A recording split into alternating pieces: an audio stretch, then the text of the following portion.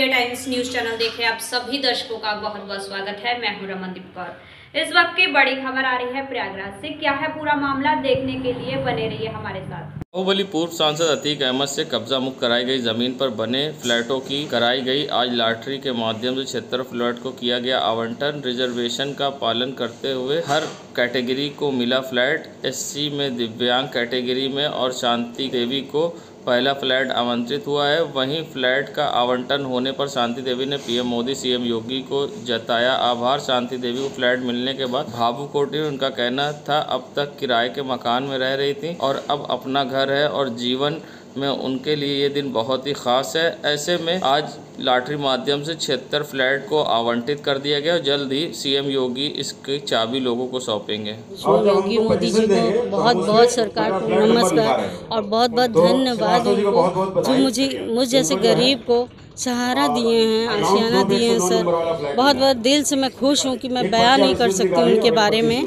कि क्या बताऊँ। जिसकी उम्मीद नहीं थी वो आज पूरा हो गया सर। बस और क्या जनपद प्रयागराज में माफिया से हम लोगों ने ज़मीन खाली कराई। जो लैंड थी उस पर माफिया का अपना आवास था, उसका ऑफिस भी चलता था। प्रयागराज विकास प्राधिकरण ने उसको ध्वस्त किया। उसके बाद से पीएमओआई के अंतर्गत हम लोगों ने ये प्रोजेक्ट सैंक्शन कराया और इस समय पूर्ण रूप से हमारा जो 76 फ्लैट्स हैं बन के तैयार हैं और आज लॉटरी के माध्यम से हम लोगों ने उसका आवंटन किया। इसके बाद जो प्रक्रिया हमारी होगी कि इनको कब्जा हस्तांतरण किया जाए, उसमें कुछ डॉक्यूमेंटेशन फॉर्मेलिटी होती है, जल्द से जल्द करके कब्जा हस्तांतरण क्रिया भी हम कर देंगे। करीब कितना इनको देना होगा और किस किस वर्ग को कितने फ्लैट के इसमें गवर्नमेंट की गाइडलाइन है, शासन आदेश है, जिसकी एक कमेटी बनी है। कमेटी के माध्यम से हम लोग फ्लैट का आवंटन करते हैं और गवर्नमेंट की गाइडलाइन है, उसमें कुछ आरक्षण की व्यवस्था है जिसमें कि अन्य पिछड़ा वर्ग के लोग हैं, अनुसूचित जाति के लोग हैं, अनुसूचित जनजाति के लोग हैं, दिव्यांग लोग हैं, हमारे वरिष्ठ नागरिक हैं, उनके लिए व्यवस्था की गई। उसके मद्देनजर ही हम लोग इसका आवंटन करते हैं। के राष्ट्रीय प्रवक्ता शहनवाज हुसैन के बयान पर कांग्रेस के राज्यसभा सांसद प्रमोद तिवारी ने पलटवार किया है, जहां सैम पेट्रोदा ने बयान दिया था कि महंगाई को लेकर और साथ ही कहा था कि भारत की सरकार कब तक राम जी हनुमान जी तक रहेगी, जिस पर शहनवाज हुसैन ने कांग्रेस पर बयान दिलवाने का आरोप लगाया था। अब उसी बयान पर कांग्रेस के राज्यसभा सांसद प्रमोद तिवारी ने बड़ा बयान दिया है पलटवार करते हुए और कहा है कि जो सनातन धर्म की आड़ करते हैं वे पापी होते हैं। और क्या कुछ कहा है आइए दिखाते हैं। धर्म पर निशाना कांग्रेस कर रही है। इसमें सनातन धर्म कहाँ से आ गया महंगाई में? सनातन धर्म की आड़ में जो बसते हैं वो पापी होते हैं, क्योंकि वो धर्म का दुरुपयोग करते हैं। और भाजपा अगर सनातन धर्म की आड़ में अपने को बचाने की कोशिश कर रही है तो वो पाप कर रही है। आप ये बताइए मुझे, आज आटे का दाम क्या है, दाल का दाम क्या है? आदमी की कहानी, जीवन के संघर्ष रोटी दाल तक ही तो जाती है और रोटी भी मैं बहुत महंगी हो गई, आम आदमी के पहुंच से दूर दाल भी हो गई। आटा दाल दोनों महंगा है, तो जो सरकार आटा दाल महंगा कर दे वो जनता की नहीं। और इस मुद्दे पे लोग ज़्यादा नाराज़ न हो, इसलिए सनातन धर्म की आड़ ली जाती है। तो धर्म का दुरुपयोग करके अपनी असफलताओं को छिपाने के लिए न करें। धर्म उनसे ज़्यादा मैं जानता हूँ। गर्मी ने जहां विकराल रूप धारण कर लिया, ऐसे में गर्मी में हर कोई समस्या से जूझ रहा है। तो वहीं बात करी जाए गर्भवती महिलाओं की, तो गर्भवती महिलाओं को पानी की अधिक आवश्यकता होती है। ऐसे में गर्मी में किस तरह से अपना ख्याल रखना चाहिए, क्या कुछ कहना है इस पूरे मामले पर डॉक्टर नाज फातिमा का कि अपने होने वाले बच्चे और अपना किस तरह से ध्यान रखें और अपनी किस तरह से पोषण और डाइट का ध्यान रखें और किस तरह से गर्मी से बचें। आइए दिखाते हैं आपको क्या कुछ कहना है इस पूरे मामले पर। देखिए, गर्मी में जो है हम सबको बहुत ख़ास ख्याल रखना चाहिए और गर्भवती महिलाओं को तो और ज़्यादा ही, क्योंकि गर्मी में थोड़ा ढीला कपड़ा पहने, है ना, फुटवियर जो पहने, चप्पल, वो भी थोड़ा सा ढीला रहे। और साथ में क्योंकि पैरों में जो सूजन होती है गर्मी में और बढ़ जाती है, तो कोशिश करना चाहिए कि जब भी लेटे तो अगर पैरों में सूजन आ रहा है या थोड़ा सा इस तरीके की कोई परेशानी हो रही है तो पैर के पास एक तकिया लगा के थोड़ा सा ऊँचा कर लें, ठीक है। और अपने आप को पानी, ज़्यादा से ज़्यादा पानी पिएं। तरबूजा है, खरबूज है, पानी वाले जो फल हैं वो खाएं। बाहर कोशिश करें कि धूप में ना निकलें और बहुत ज़्यादा ज़रूरी है तो छतरी ले लें, अपने साथ पानी के बोतल ले लें, सन ग्लासेस लगा लें, सनस्क्रीन लगाएं और लग रहा है कि अगर जैसे बहुत ज़्यादा पसीना आना बंद हो गया, उलझन हो रही है, घबराहट हो रही है, तो डॉक्टर से मिले, क्योंकि हीट स्ट्रोक का मामला हो सकता है।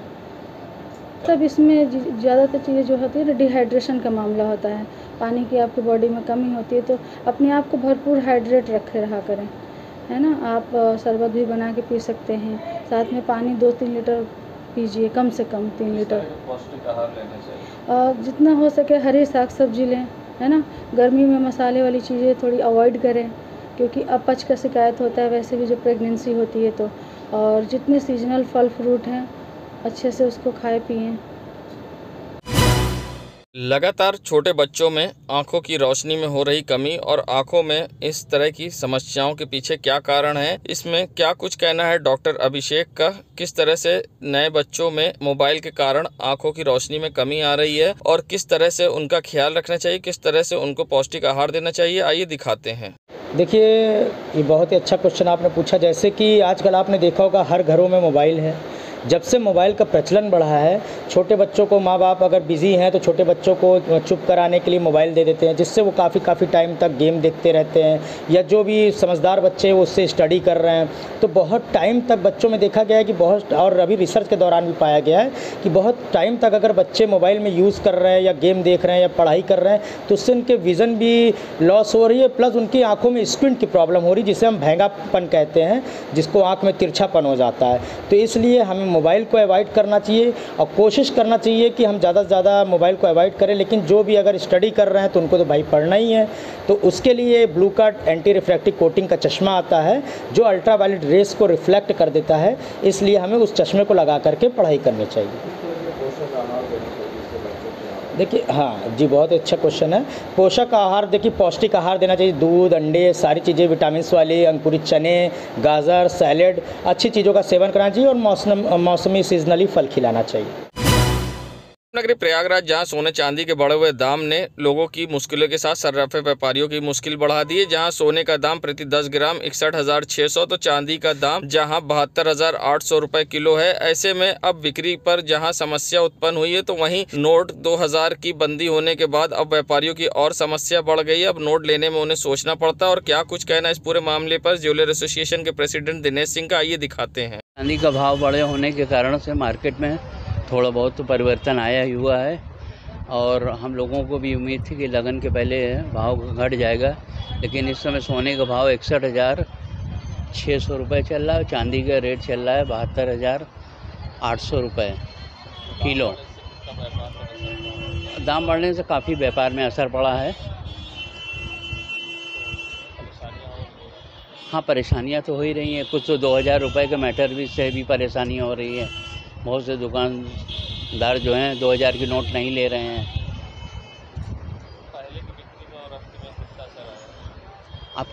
पहले की बिक्री में आपकी बिक्री में काफ़ी असर आया हुआ है जब से 2,000 की नोटें को बदलने वाला जो नियम आया हुआ है। पहले तो हम लोग 2,000 की नोटें ले लेते थे, अब हमको बड़ा लिखा पढ़ी से नोट को लेना पड़ता है। इस वजह से बड़ा दिक्कतें आ रही हैं। परिचय Dinesh Kumar Singh, jeweller association, president, Prayagraj. पहली सड़क दुर्घटना का अब सीसीटीवी सामने आया है, जिसमें अनियंत्रित कार ने कई गाड़ियों को टक्कर मारकर क्षतिग्रस्त कर दिया था। बता दें, घटना के पीछे का मामला जानकर आप दंग रह जाइएगा। जी हां, करेली क्षेत्र के जहां पहलवान चौराहे के पास ये घटना हुई थी। प्रयाग हॉस्पिटल के बाहर कई गाड़ियों को कार ने टक्कर मारकर क्षतिग्रस्त कर दिया था। बता दें, गाड़ी में बैठे ड्राइवर की अचानक तबीयत बिगड़ने से हार्ट अटैक के कारण मौत हो गई, जिसके कारण गाड़ी अनियंत्रित होकर कई गाड़ियों को टक्कर मारा, जिससे कि कई गाड़ियां पूरी तरह से क्षतिग्रस्त हो गई। मामला करेली थाना क्षेत्र का है, जहां पहलवान चौराहे के पास ये घटना हुई थी। सबसे बड़ी बात कि दोपहर का समय था और ऐसे में कोई सड़क पर भीड़ नहीं थी, जिसके कारण एक बड़ा हादसा टल गया। मगर मौके पर ही कार चालक की हार्ट अटैक के कारण मौत हो चुकी, जिसके वजह से ये घटना हुई। फिलहाल पुलिस ने कार को कब्जे में ले लिया और जांच पड़ताल में जुट गई है। संगम नगरी प्रयागराज, जहां एक पुलिस सिपाही जब एक महिला के लिए बना जीवनदान। बता दें, जहां छिउकी स्टेशन पर एक ट्रेन से उतरते वक्त महिला का पैर फिसल गया और महिला सीधे ट्रेन के नीचे जाने लगी। तत्काल दौड़कर सिपाही ने महिला को पकड़ लिया, जिससे महिला की जान बच सकी। आप देख सकते हैं किस तरह से सिपाही ने ट्रेन के नीचे जाने से महिला को हाथ पकड़कर खींचकर उसकी जान बचा ली। अब वीडियो सोशल मीडिया पर वायरल हो रहा है। बता दें, प्रयागराज के छिउकी स्टेशन प्लेटफॉर्म नंबर 1 की ये घटना है। घटना सीसीटीवी में कैद हुई थी और सोशल मीडिया पर वीडियो वायरल हो रहा है। बता दें, एक महिला अपने परिजनों को ट्रेन से छोड़ने गई थी और जब ट्रेन चलने लगी तो वह ट्रेन से वापस उतरने लगी। उतरते समय उसका पैर स्लिप कर गया और महिला ट्रेन के नीचे जाते जाते बच गई। मौके पर खड़ा सिपाही दौड़कर महिला को पकड़कर खींचकर वापस प्लेटफॉर्म पर निकाल लिया, वरना महिला की जान चली जाती। संगम नगरी प्रयागराज में जहां राजापुर इलाके में 3 जून की रात आदिल की हत्या हो गई थी। अब आदिल की हत्या के पीछे के कारण से धीरे धीरे पर्दा उठने लगा है। आदिल के पिता रियासत अली ने बताया, कुछ दिन पहले पंकज से मामूली बात पर कहा सुनी हुई थी। घर के बाहर स्मैक बेचने और भीड़ लगाने पर उन्होंने रोका था, जिस पर धमकी भी दी गई थी। जेल से आने के बाद आदिल की हत्या कर दी जाती है। वहीं अब परिजनों ने सीएम योगी से मदद की गुहार लगाई। जिस तरह से उनके बेटे की हत्या हुई है, इनको भी मौत की सज़ा मिले। और क्या कुछ कहना है आदिल की मां और आदिल के पिता का, आइए दिखाते हैं। किसी से किसी तरह की बात नहीं हुई थी। ये पंकज भाटिया जो है लड़का है, इससे जो है 6-7 महीना पहले हमारी जो है एक बार कहा सुनी हो गई थी। ये बैठकर यहाँ पे हमारे घर के सामने जो है स्मैक का धंधा करता था। तो हमने इसको मना किया कि हमारे घर के सामने ऐसा भीड़ भाड़ मत लगवाया करो। इन्होंने बोला कि इसका जो है अंजाम तुमको भुगतना पड़ेगा। और उसी के 15 दिन के बाद ये जेल में चला गया, फिर छूट के आया है। उसके बाद सनी और पंकज और ये राशिद ने मिल के हमारे बच्चे की हत्या करवा दी।